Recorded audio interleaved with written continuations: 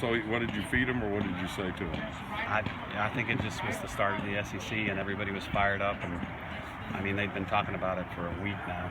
And I know when I saw Runyon earlier, she was like, going like this, like a little kid on Christmas. So I thought it might be a good day. And Lexi was terrific, but I think the story was our hitters not biting at balls, and we hadn't really done that very well all season long, to be honest with you. And their kid, she throws hard, and the first couple of batters, they made her bring it up a little bit, and then just capitalized. And I thought our pitch selection was awesome. And unlike some previous games when you have runners in scoring position, We left them. You attacked a lot. Yeah, and we had, I don't know how many 2-out RBIs. Right. Reagan for sure, Maris for sure. It was just a fun night.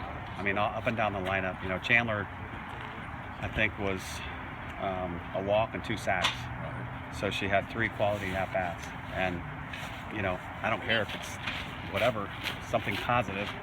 And she had it. Bailey, obviously 3 for 3, but Demi really set the tone for 2 or 3 really good at-bats and scored 3 runs from the leadoff. So she had a great night and a great play at second base too. Yeah, and even just little things like when you had people on, you were hitting behind them more. Like with the short game people weren't putting it in front of them, so exactly. when he gets out. Yeah. Well, we talked about that, at practice, where this is the big time, and we can't do all those little things wrong because they all add up. And I thought tonight was pretty clean all the way around. And did you feel like your team had some killer instinct to hand it down and kept it going? Wouldn't just get a run out of the bases loaded. But No. Well, I'm still waiting for that grand slam. But we had some good shots. We had a couple good base running. Sack fly on Runyons, which was a very good at bat. I was just really pleased with everything. How good is Bailey? Bailey? Yeah. She's pretty good, but she's still got some room to grow for sure.